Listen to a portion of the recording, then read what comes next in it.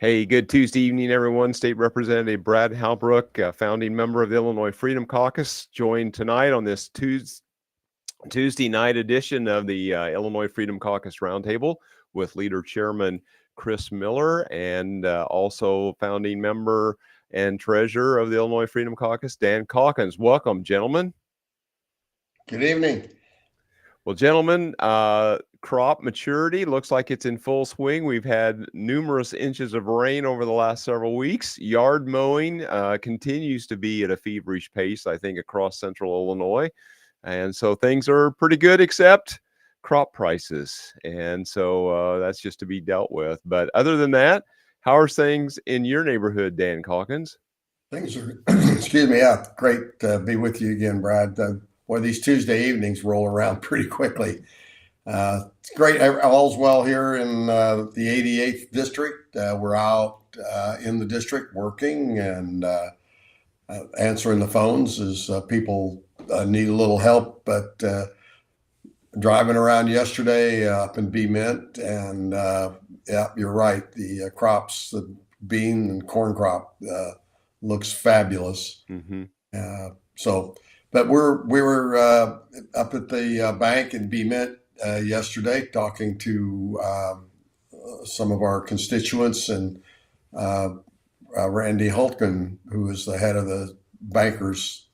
I don't know which one. It's not really a union. I guess it's a trade group. Mm-hmm. Was talking about some things that happened in the last legislative session that's given them fits, and I'm sure we can talk about that another time. But people are getting out and about, so things look good.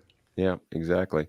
Well, Chris, it's State Fair time, and I know you've already been to the State Fair, and we may maybe another day or two here yet this week. So what's on your mind? What have you been working on? Well, I actually went to Ag Day, which was a good time, was had by all, and got to meet a lot of old friends and make a few new ones. And yesterday I actually ran down to Charleston there about 9:30. There was a ribbon cutting for a new small business in town, which that's pretty amazing that we could have a new small business open here in the People's Republic of Illinois. And then the Angus show was yesterday, and it didn't start till after lunch, so I ran over to that and had a good time. Met the junior miss from Champaign County. She was 6 years old, and she came up to me and introduced herself and wanted to know if I was Donald Trump.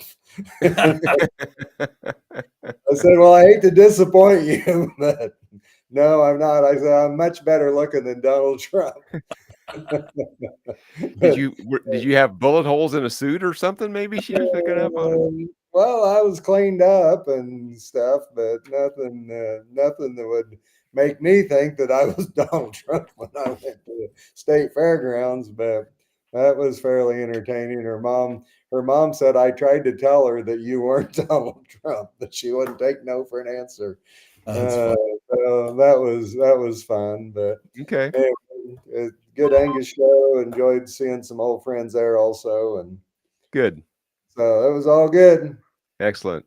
Well, gentlemen, with that, let's get right into our topic of the day here. We'll see if we can pull this slide set up. So we're going to talk about going back to school and education shortfalls in the state of Illinois. If anybody has listened to us much in the past, they know that we bang the drum a lot about education outcomes and about spending. But here's a chart that kind of lays it out over the last 5 years. Evidence-based funding that went into effect. I think it was signed into law in 2017.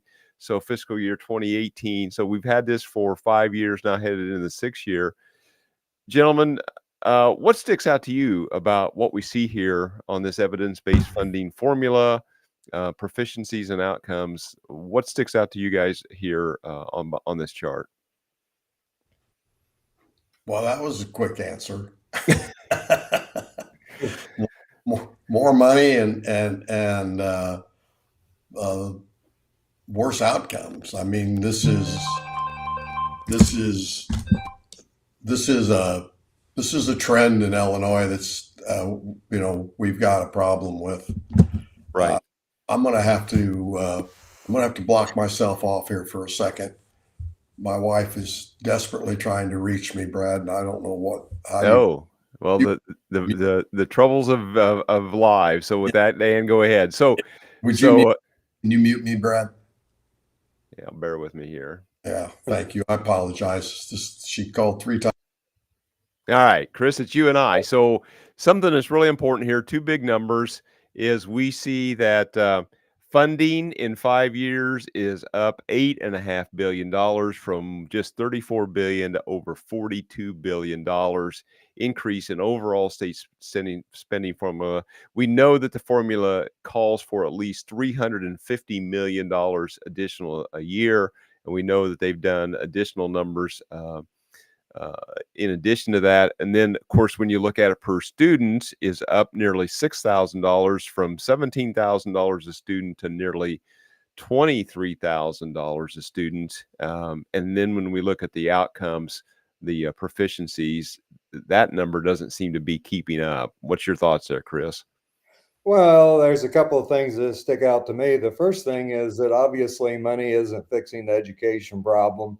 That's the first thing that I see, and it'll never fix it until we get back to the basics of teaching, reading, writing, and arithmetic, rather than trying to raise the next generation of Democrat activists. And fundamentally, that's the problem: is that we have forgot the basics and the fundamentals, and it all builds upon each other. And if a business had this track record, they would be shutting the doors and shuttering the windows. And so, that's what we're dealing with here. Money won't fix us. The only way that this gets fixed is through competition for educational dollars. And when that happens, it will be a miracle transformation of the government education system. Yeah.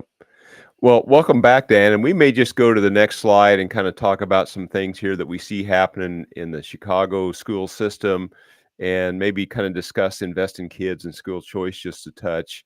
So, gentlemen, I think this slide kind of tells a story about how we just are not getting kids educated.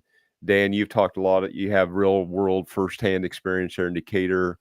You got single digit, maybe percentage kids that can read and do math at grade level. I'll just open it up and let you guys kind of expand upon any of this that you feel the need. Well, I think this is focusing on Chicago at the moment. We have a friend of ours whose son graduated with a scholarship, I think in DePaul, that required him to teach in the Chicago public school system. And he got through about 3 months of that and decided that it was a terrible experience, a lost cause, very frustrated. And even though it meant that he would have to pay back his scholarship, he quit. He quit teaching and he got a job in the private sector. But here's a young man who fully intended to teach in the Chicago public school system, and was just totally demoralized. That school system is, I think, broken beyond repair. I don't care, they're going to get new elections and, new school board members up there. but the Chicago Teachers Union has their hands around the throat of that system. And, it's about jobs for them, and it's about their members and the dues so that they can keep buying off politicians. It's not about teaching kids.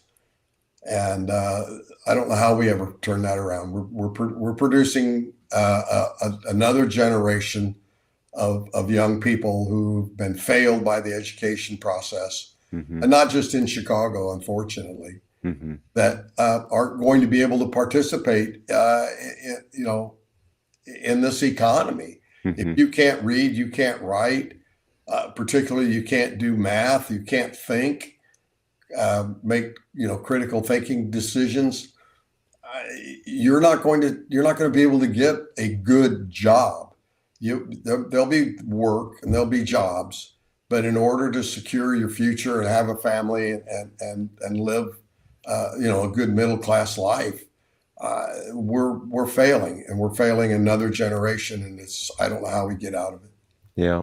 Well, the subhead here says Chicago Teachers Union claim that Black kids cannot pass standardized tests doesn't go over well with mom, which is dead on. But Dan, to your points, I mean, we've got here the numbers on the right-hand side of the screen talk about 4 out of 5 kids can't read or do math. That's just a stunning number. 4 out of 5 can't do this.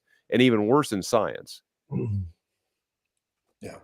And Chris, go ahead. Well, it's pretty incredible that, it's one of those things that we kind of say tongue in cheek and talk about the deniers on the left, that they deny everything that has to do with reality. And if you presented this slide to them, they would deny that this is really happening in real time in the government school systems. But we all know that it's true. And until that you admit that you have a problem, there's not a pathway to fixing these problems. The first thing that you have to do is look at the data and say, hey, we obviously have a problem here, and so what can we do to fix this? And I haven't heard anybody have that conversation, other than the fact that we need to spend more money, because obviously we aren't paying people enough to put out a quality product. And and that is not an answer, and that's not a solution.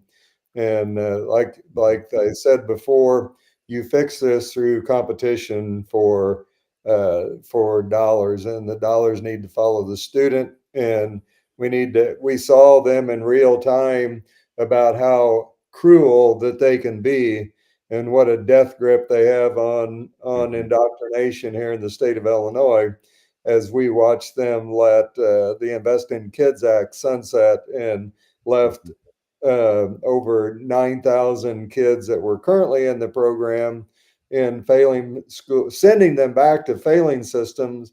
And then I think there was a waiting list of about 20,000 kids to get involved in the program that are in disastrous education environments. And without an education, those kids have no hope for a better future. And so I say, shame on you, and don't tell me you care about kids when you pull nonsense like this.